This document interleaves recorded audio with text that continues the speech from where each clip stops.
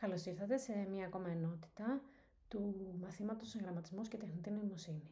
Σήμερα θα μιλήσουμε λίγο πιο συγκεκριμένα για αλγόριθμους μηχανικής μάθησης. Στην προηγούμενη διάλεξη συζητήσαμε τα είδη αλγορίθμων μηχανικής μάθησης. Συγκεκριμένα είδαμε ότι χωρίζονται σε τρεις μεγάλες κατηγορίες. Την επιβλεπόμενη μάθηση, στην οποία δίνουμε σε έναν υπολογιστή παραδείγματα με ετικέτα και μετά ο υπολογιστής προσπαθεί να μάθει να προβλέπει την ετικέτα σε καινούρια παραδείγματα.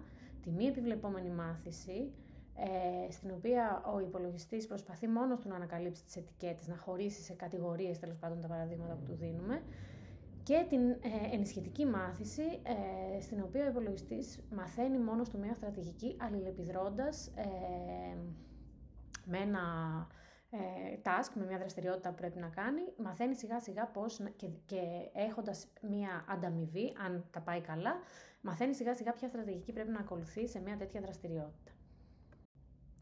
Σήμερα θα εστιάσουμε στους αλγορίθμους επιβλεπόμενης μάθησης και θα συζητήσουμε συγκεκριμένα δύο είδη αλγορίθμων επιβλεπόμενης μάθησης, τους αλγορίθμους παλινδρόμησης και τους αλγορίθμους ταξινόμησης.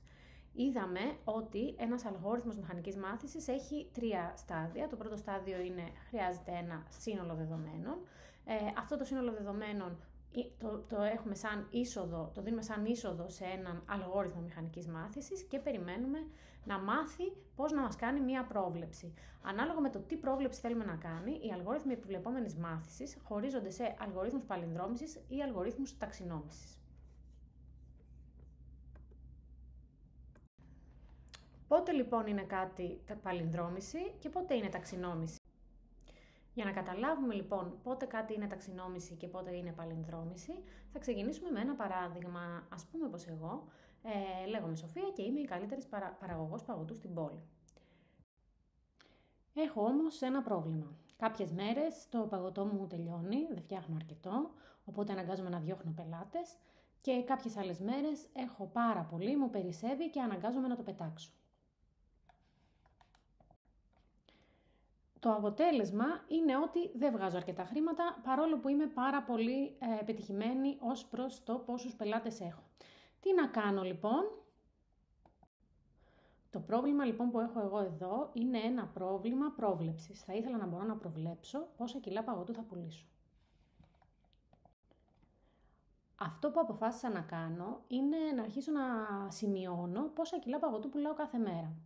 Επειδή κάτι που μου φαίνεται σχετικό είναι η θερμοκρασία, άρχισα να σημειώνω και την κάθε μέρα τι θερμοκρασία είχε. Σημειώνω λοιπόν, ξεκινώντας από τη Δευτέρα 1 Μαρτίου, τι θερμοκρασία είχε και πόσα κιλά παγωτού πούλησα. Συνεχίζω, Τρίτη, Τετάρτη, Πέμπτη, Παρασκευή. Σύντομα έχω ένα ολόκληρο dataset, ένα σύνολο δεδομένων, στο οποίο έχω σημειώσει για πολλές διαφορετικές μέρες τι θερμοκρασία είχε και πόσα κιλά παγωτού πούλησα. Τι έχω κάνει λοιπόν? Έχω συγκεντρώσει ένα σύνολο δεδομένων ή dataset. Στο σύνολο δεδομένων αυτό μετράω διαφορετικές ποσότητες, συγκεκριμένα τη θερμοκρασία και τα κιλά παγωτού, για διαφορετικές ημέρες. Τις ημέρες, που είναι οι διαφορετικές επαναλήψεις της ίδιας διαδικασίας, της μέτρησης των μεταβλητών μου δηλαδή, τις ονομάζω δείγματα.